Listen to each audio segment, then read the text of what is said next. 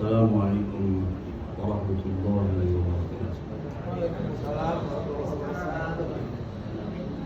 Innal hamdalillah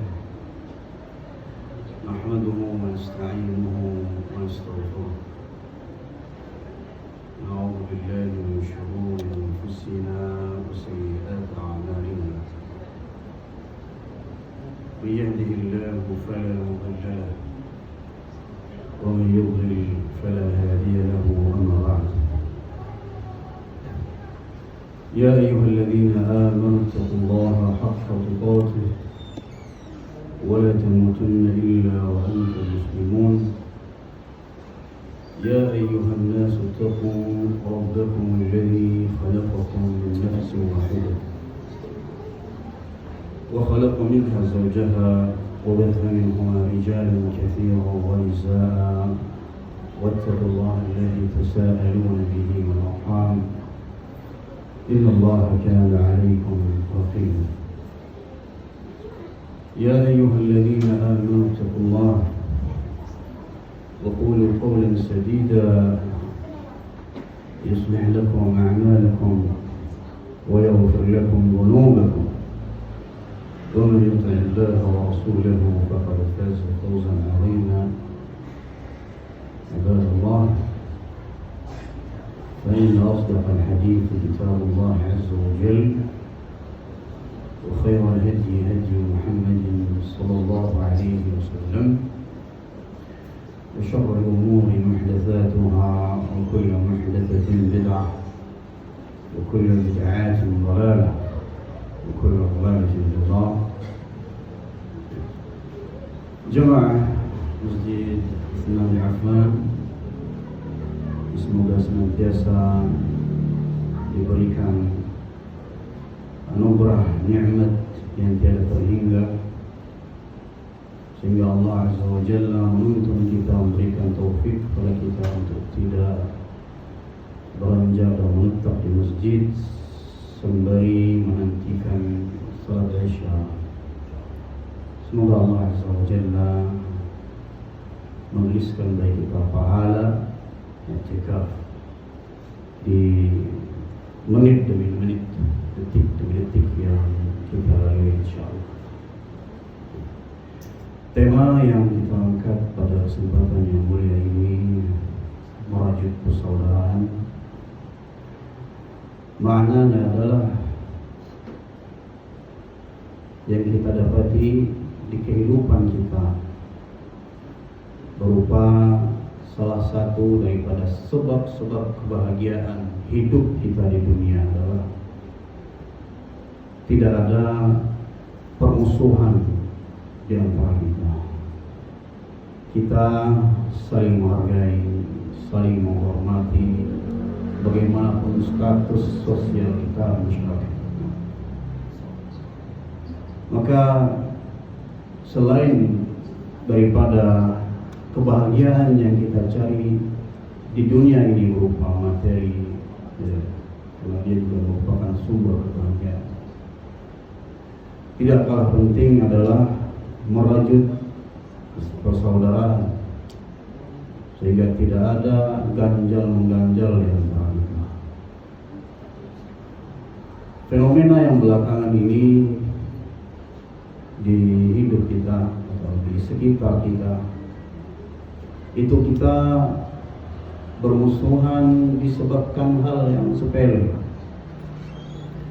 hal yang bahkan kalau kita tujukan kepada musuh kita yang sejati tidak sedemikian besar malah. Namun begitulah upaya daripada iblis, upaya daripada syaitan, tidak henti-hentinya dengan pintu apapun dia untuk menjerumuskan orang-orang yang kelihatannya rutin ikut kajian, rutin sholat berjamaah, tapi ada sisi di mana setan bisa masuk, yaitu permasalahan hati. Hati ini bersih jika benar-benar tauhid kita itu betul-betul murni. Hati kita itu bersih kalau benar-benar terbebas daripada segala jenis penyakit. Tentunya penyakit yang terbesar yang menggerogoti hati adalah syirik. Itu yang paling besar. Dan lain-lainnya, itu antara hubungan kita kepada Allah Azza wa Jalla dan di antara hubungan kita dengan manusia, yang menodai, yang mengotori hati adalah dengki, hasad, dan lain-lainnya. Tetapi orang-orang menanggapi hal ini malah merupakan hubungan dia kepada Allah Azza wa Jalla. Yang menanggapi penyakit yang ada di dalam dirinya, berupa penyakit-penyakit hati, dengki, hasad, itu malah mencari cara yang lain. Padahal kalau dia benar-benar bertauhid dan tawakalnya kuat kepada Allah Azza wa Jalla, dia hanya perlu mengucapkan ta'awudz dari syaitan. Dia cukup menggunakan ta'awudz. A'udzubillah minasyaitan. Ya, kita lupa. Dan bahkan itu terjadi banyak di antara orang-orang yang mengaji, sudah rutin datang kajian, bahkan dia paling depan datang, dia paling duluan misalnya. Tapi di sisi itu sungguh disayangkan. Di sisi sosial dia, persaudaraan dia, ya di antara faktornya adalah merasa saling unggul mengungguli, paling hebat. Ya. Kita berniaga kepada Allah Azza wa Jalla. Kalau kau datang ke masjid, perniagaan kita untuk mendapatkan pahala dari Allah ini dengan hati yang masih saling mengganjal satu dengan lain, itu bisa saja mengikis pahala-pahala yang telah kita kerjakan daripada Allah. Dari sisi duniawi juga menjadi faktor. Ya, orang datang ke masjid, datang ke kajian untuk supaya hatinya semakin teduh, semakin sejuk dari urusan duniawi dia, ya, terutama kalau bahasanya sekarang di ekonomi sekarang, ya, orang-orang saling bersaing di dalam usaha, ya. Nah, itu cukup membuat hati dia lelah, dia datang ke masjid untuk menenangkan dirinya, menyejukkan hatinya. Kalau ternyata dia tiba di masjid, tiba di musholanya, malah menambah perkara dia atau menambah hati dia, maka ini sungguh sebuah musibah yang besar. Sebuah musibah yang besar. Kenapa tidak? Karena konotasinya kalau dia ke masjid, apalagi dia sudah tahu pengajian, itu harusnya sudah tidak ada lagi di dalam hati dia. Tapi sungguh syaitan mencari peluang, mencari celah bagi siapa. Kita beda dengan orang-orang yang jauh dari pengajian. Mereka mungkin ya orientasinya ke duniawian, dan mereka memang disibukkan oleh itu. Allah Azza wa Jalla mengatakan, wa inna katsiran minal khulata la yabghi ba'dhum 'ala. Orang-orang kebanyakan, kata Allah Azza wa Jalla, yang dia itu ya mengadakan kerjasama dalam suatu usaha, ikhtilaf, jadi campur baur harta, kerjasama akad, kerjasama mudharabah atau segala macamnya, itu biasanya saling unggul mengungguli. Kalau sudah saling berbaur itu, ya, dalam usaha apapun teknisnya, itu pasti saling mengungguli. Jarang ada yang selamat. Itu kalau konotasinya atau orientasinya ke duniawinya. Ya. Tidak lepas ketika kita di dalam orientasinya adalah akhirat. Ya, setan tidak akan tinggal dia. Dia cari cara. Makanya saudaraku yang mulia oleh Allah SWT, tema ini kiranya sangat penting untuk bisa menjadi sebuah kajian kita. Dan Allah Subhanahu wa taala banyak di dalam ayat-ayat di dalam Al-Quran memotivasi, menyuruh, memerintahkan kepada kita untuk menjaga ukhuwah. Di antara firman Allah Subhanahu wa taala, wa'tasimu bihablillahi jami'an wa la tafarraqu. Pegang teguhlah tali Allah Azza wa Jalla seluruhnya dan jangan kalian bercerai-berai. Dan di antara firman Allah yang lain di dalam surah Al-Baqarah, Allah Azza wa Jalla mengatakan, ulaika humul fasiqun. Mereka adalah orang yang fasik. Siapa gerangan? Allah Azza wa Jalla lanjutkan, alladzina yanquduna ahdallahi min ba'di mitsaqihi. Itu orang-orang yang melanggar janji antara dia dengan Allah Azza wa Jalla, berupa janji iman, berupa janji beramal saleh, berupa janji untuk mengikuti ajaran Nabi Muhammad sallallahu alaihi wasallam. Min ba'di mitsaqihi, tatkala telah diikat dengan kuat di atas janji yang kuat, sebagaimana kita pada perjalanan ruh kita sampai kepada rahim ibu kita, Allah Azza wa Jalla telah berikan kepada kita janji satu demi satu roh-roh kita, ya, dipersaksikan oleh Allah Azza wa Jalla, alastu bi rabbikum, apakah aku ini adalah Rabb kalian, Tuhan kalian? Qalu bala syahidna, ya kami bersaksi Allah engkau adalah Rabb kami ketika kita masih di ruh. Tetapi kita lupa, inna kunna an hadha ghafilin. Alladzina yanquduna 'ala Allah min ba'di mitsaqihi wa yaqta'una ma amara Allah bihi ay yusala wa yufsiduna fil ardh. Ini adalah ciri orang fasik yang kedua, yang memutuskan apa yang seharusnya atau yang diperintahkan Allah untuk disambungkan. Kadang masalahnya sepele, ya, tidak lebih daripada misalnya kita tidak dapat sandaran tempat duduk di sana ketika kita bermajelis. Ada masalah sepele, tapi syaitan menghiasi kita sehingga ya kita mudah untuk memutuskan apa yang seharusnya kita sambung. Dan lebih musibahnya lagi kalau itu diantara saudara-saudara, saudara sekandung. Dan ini memang kejadian salah satu teman saya. Qadarullah memang ya pecah kongsi dia dengan saudaranya yang lain. Masalah duniawi saja, hal yang remeh-temeh, dijual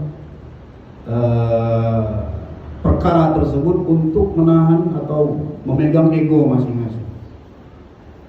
Dan musibahnya adalah ini sama-sama dulunya belajar di Lipia sana, di Jakarta sana, sama-sama satu kampus dulu, sama-sama satu perjuangan, sama-sama satu ngekos dulu. Hanya gara-gara itu ya, pecah bertahun-tahun. Ya banyak orang yang berusaha untuk menyatukan mereka ini kembali, namun ya Allah Azza wa Jalla mudah-mudahan menghitung usaha tersebut. Karena setiap niat apabila sudah berazam dia untuk melakukannya dan telah mengupayakan segala bentuk cara namun tidak kunjung terlaksana, maka Allah Azza wa Jalla menghitungnya sebagai sebuah pahala. Dan kita berharap hal tersebut bagi saudara kita ini, dan memang menyedihkan sekali. Dan juga dalam firman Allah Azza wa Jalla yang berbunyi dalam surat An-Nisa ayat 114, la khaira fi katsirin min najwahum illa man amara bi sadaqatin أو معروف أو إصلاح بين الناس ومن يفعل ذلك ابتغاء مرضات الله فسوف نؤتيه أجرا عظيما. Tidak ada perkara yang baik, tidak ada kebaikan sedikit pun di penafian yang menyeluruh dari Allah Azza wa Jalla. La khaira fi katsirin min najwa, pada kebanyakan perbincangan rahasia mereka.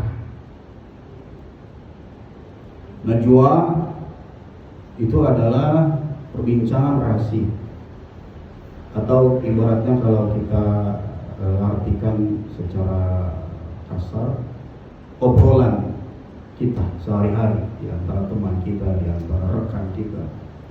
Itu kebanyakan yang kata Allah Azza wa Jalla tidak ada yang baik. Atau perkara yang mubah pun dia misalnya itu bisa-bisa menggeser ke yang lain.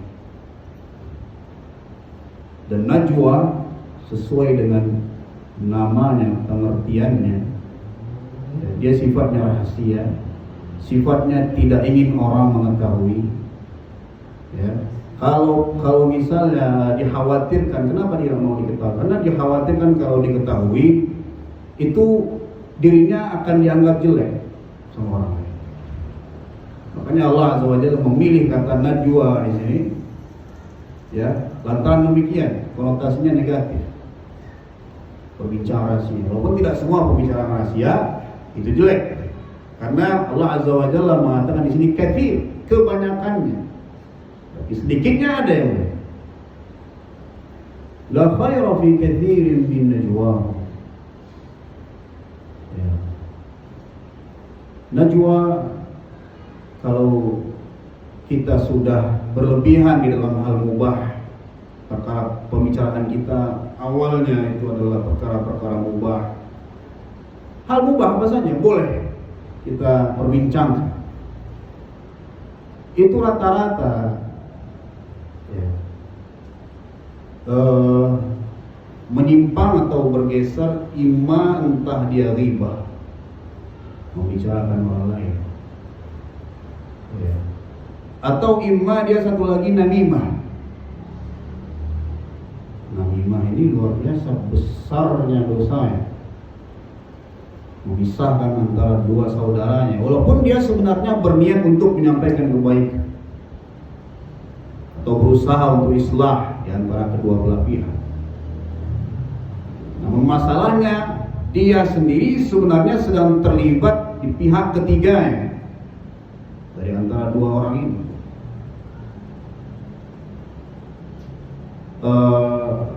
Maka najwa ya, yang udah segitiga seperti itu rentan sekali untuk malah bukan memperbaiki tapi berkepanjangan akhirnya. Nah ini namimah ya, antara saudara kita yang kita harus jaga dia, hati dia, tetapi bahkan atau dia sebenarnya aslinya cuma sebagai pendengar saja, dia tahu orang ini sebenarnya tidak layak lagi didengar perkataan dia. Ya. Tetapi di sisi lain itu juga menggerogoti atau merusak hati dia. Semakin dia tergambar saudaranya yang dia sedang bicarakan itu semakin jelek. Padahal sebenarnya sedang tidak ada masalah lagi. Ya. Jadi imma ghibah, imma namimah. Maka Allah Azza wa Jalla mengatakan di sini, illa, kecuali perkara atau orang man amara bi shadaqah, orang yang memerintah, orang yang mengajak kepada sedekah. Sedekah ini berupa hal apa saja, tidak terbatas dengan harta. Kadang sedekah ini ya lebih identik dengan harta, mengeluarkan sebagian harta itu. Ada penjelasan dari Syekh Abdurrahman bin Nasir Sindi rahimahullah, maksudnya tidak ada kebaikan dalam kebanyakan apa yang diperbincangkan dan disuarakan oleh manusia dalam majelis-majelis dan percakapan mereka, jika pembicaraan itu tidak mendatangkan kebaikan, maka kemungkinannya adalah tidak ada faedah sama sekali, buang-buang waktu saja. Dan kita diperintahkan dalam Islam untuk meninggalkan hal yang sia-sia.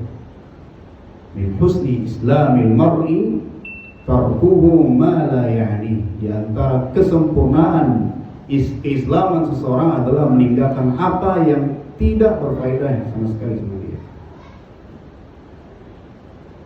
yaitu perkataan mubah yang berlebihan, atau dalam bahasanya fudulul kalam,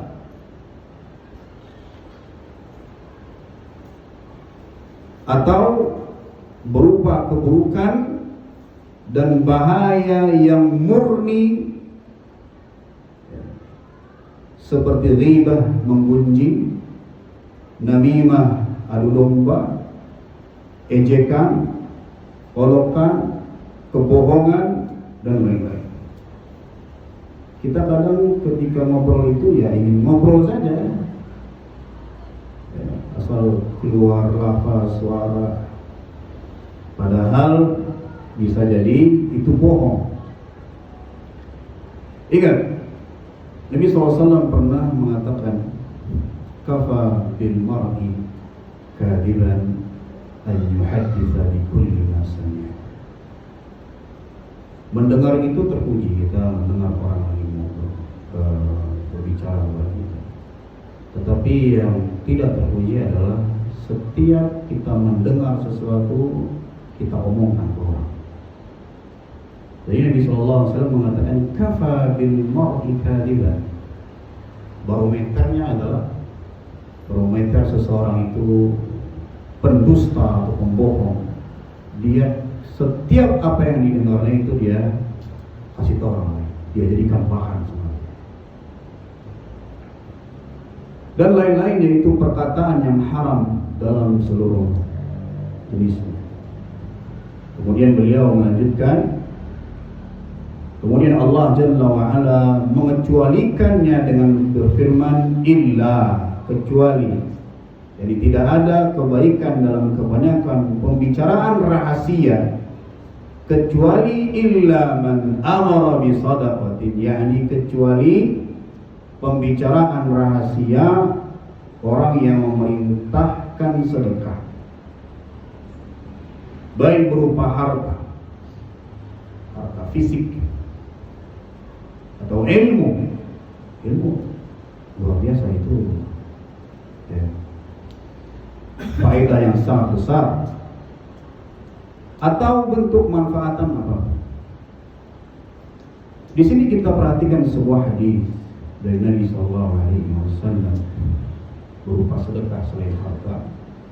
Nabi SAW mengatakan, inna likulli tasbihatin sadaqah wa kulli tahlilatin sadaqah wa kulli tahmidin sadaqah wa amrun bil ma'rufi sadaqah wa fi bud'i ahadikum sadaqah.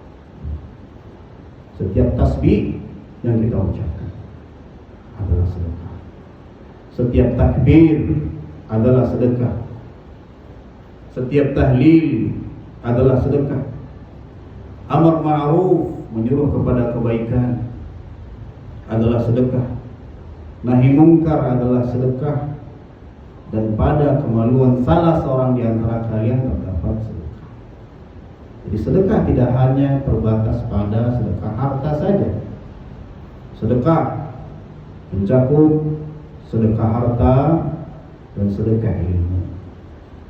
Bahkan kata Nabi SAW, inna tabassuma fi wajhi akhika sadaqah. Senyumanmu di wajah saudaramu adalah sedekah. Perkataan yang baik kepada saudaramu adalah sedekah. Sedangkan cakupan lebih luas daripada sedekah, sekadar sedekah harta. Beliau rahimahullah berkata, bahkan boleh jadi hal itu mencakup ibadah-ibadah yang manfaatnya terbatas hanya sampai pelakunya, ibadah qasir. Beda dengan ibadah yang dia itu sedekah harta, itu ibadah muta'addi, berdampak kepada orang lain. Ada ibadah itu qasir, ya. Maka boleh jadi sedekah tersebut terbatas pada manfaatnya kepada diri sendiri. Dari hadis yang kita bacakan tadi, manfaat daripada tasbih, tahmid dan sejenisnya ini bagi dirinya sendiri. Illa man amara bi sadaqah. Ketika kita memotivasi seseorang agar rajin berzikir,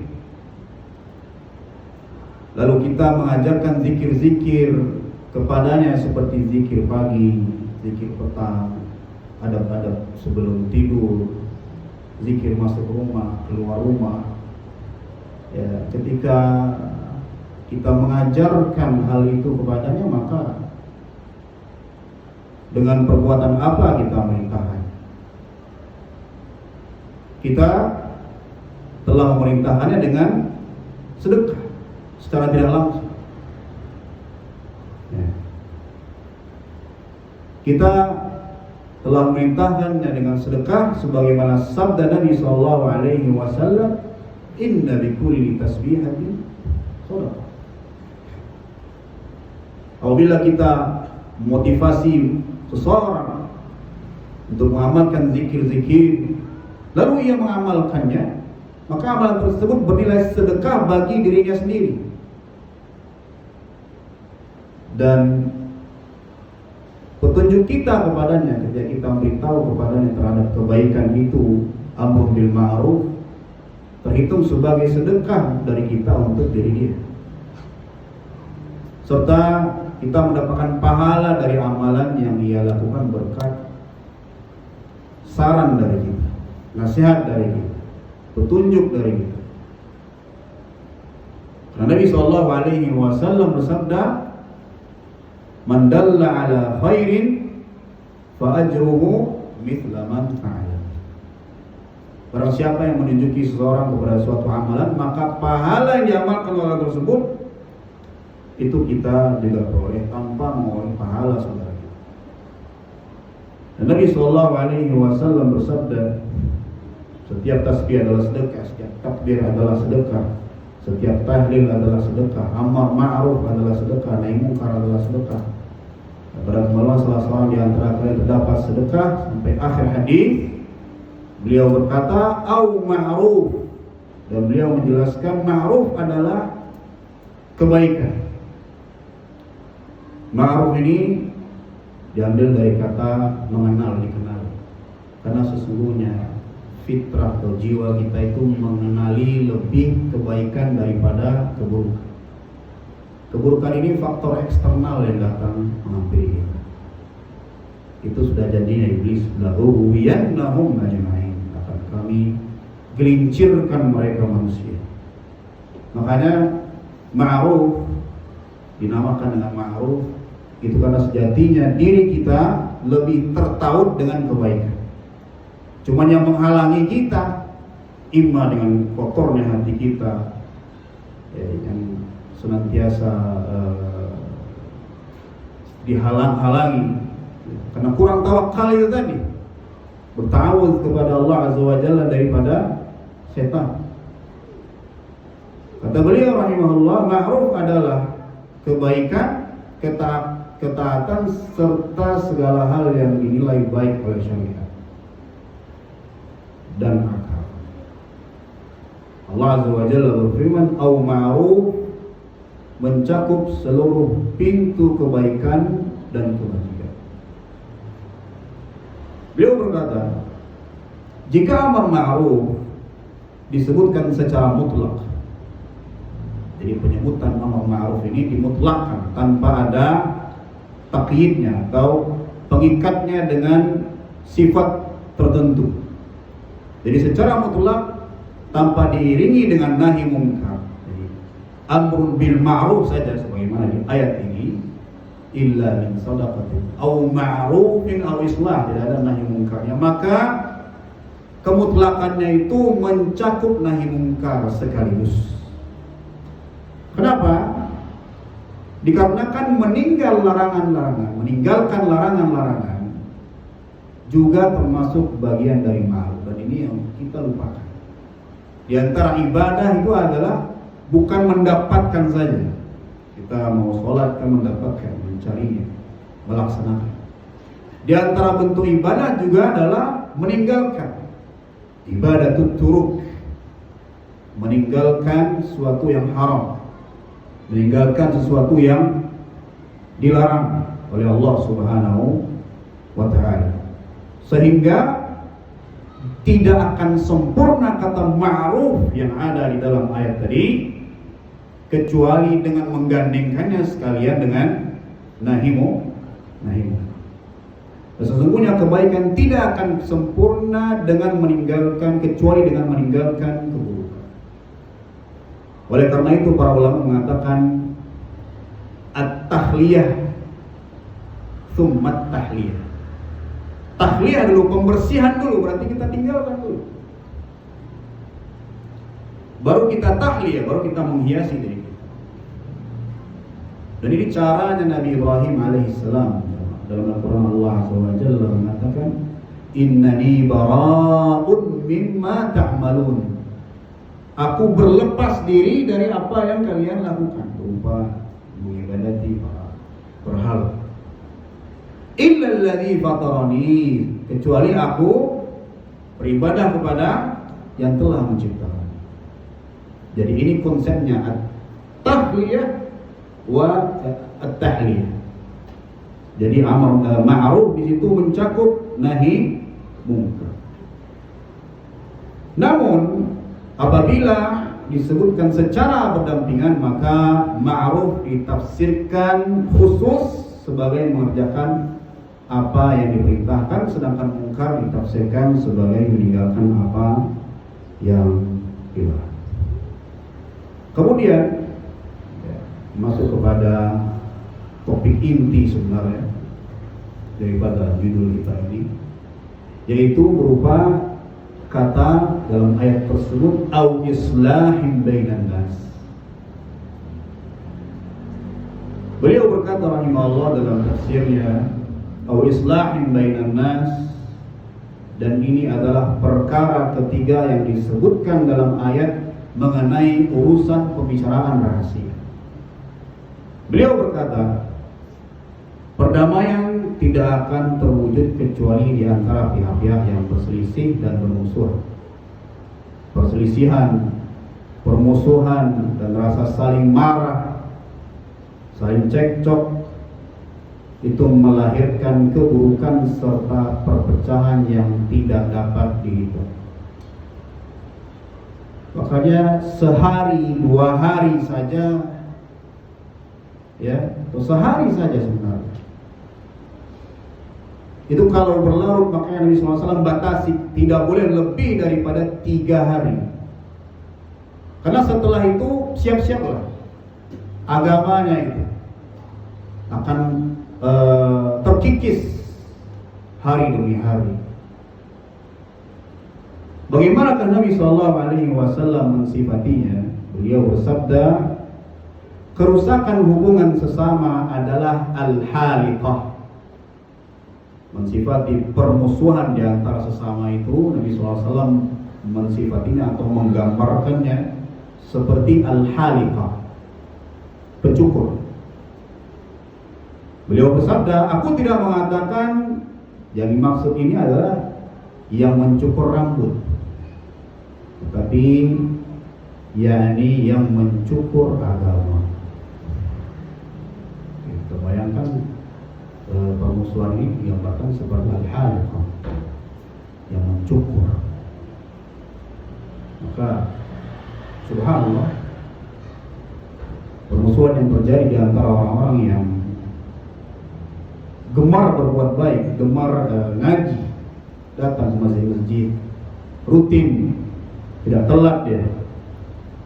Ini orang-orang yang mulia, orang-orang yang diharapkan di sisi Allah Azza wa Jalla kemuliaannya dan keutamaannya. Nah, terjadi di antara mereka permusuhan dan kebencian yang ditimbul di antara mereka. Hal ini berdampak pada agama mereka berupa kekurangan dan pelemahan pada agama mereka. Jika kita bersatu, kita akan kuat. Sebaliknya jika kita tercerai-berai, maka kita akan melemah. Demikian sabda Nabi SAW, Al-Haliqah. Dan sungguh pada hati telah membara dalam permusuhan antara seorang dengan saudaranya, dan praktek permusuhan itu timbul di antara sesama saudara, bahkan di antara para penuntut ilmu, di mana permusuhan muncul karena perkara-perkara yang sepele. Jika ia merenungannya, kata Syekh Sa'di, seraya berlindung kepada Allah, berta'awudz dari nafsu yang selalu menyuruh kepada keburukan, serta berlindung kepada setan atau yang terkutuk, misalnya dia mendapati perselisihan itu jauh lebih remeh daripada harus ada ketegangan, permusuhan dan kebencian. Orang-orang yang tentunya tidak terlalu memikirkan hal-hal seperti ini adalah orang-orang yang jiwanya besar, jiwanya adil, tidak mudah untuk tersulut. Bahkan sebagian orang yang diberi taufik oleh Allah untuk bersikap adil ketika suatu permasalahan seperti ini muncul, mereka sama sekali tidak mempedulikannya, karena mereka memiliki urusan-urusan besar yang lain yang mereka perhatikan, dan mereka tidak mempedulikan hal-hal sepele yang dibesar-besarkan oleh setan.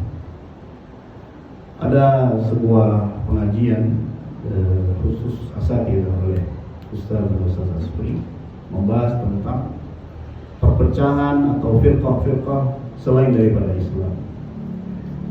Banyak sekali di sana cantumkan perkataan ulama, dan ujung-ujungnya adalah memang perkara yang sepele saja yang dibesar-besarkan. Kalau di antara penuntut ilmu adalah berusaha untuk menjadi paling pintar, tidak taslim terhadap Al-Quran dan sabda Nabi SAW, kurang berserah dirinya kepada apa yang diajarkan oleh Al-Quran. Wa man yaf'al dzalika, maka barang siapa yang mendamaikan seseorang ibtigha'a mardatillah. Ada sebuah sisi yang diambil di sini. Jika kita diberikan taufik oleh Allah Azza wa Jalla untuk mampu mendamaikan di antara dua belah pihak, yaitu berupa pahala yang besar, tentunya dengan syarat adalah ikhlas karena Allah Azza wa Jalla. Wa may yaf'al dzalika ibtigha'a mardatillah, mengharapkan wajah dari Allah Azza wa Jalla, ridha dari Allah Azza wa Jalla, maka insyaallah dihitung baginya pahala yang luar biasa.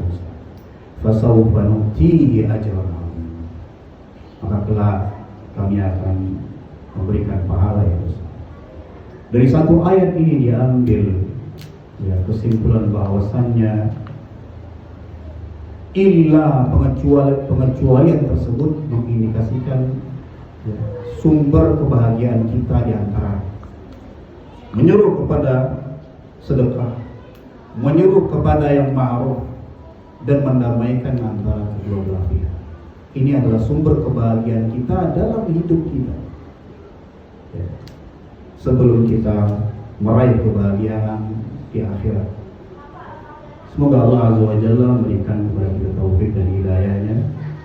Lebih kurang mohon maaf. Subhanallahumma wa bihamdika, asyhadu an la ilaha illa anta, astaghfiruka wa atubu ilaik. Assalamualaikum warahmatullahi wabarakatuh. Waalaikumsalam.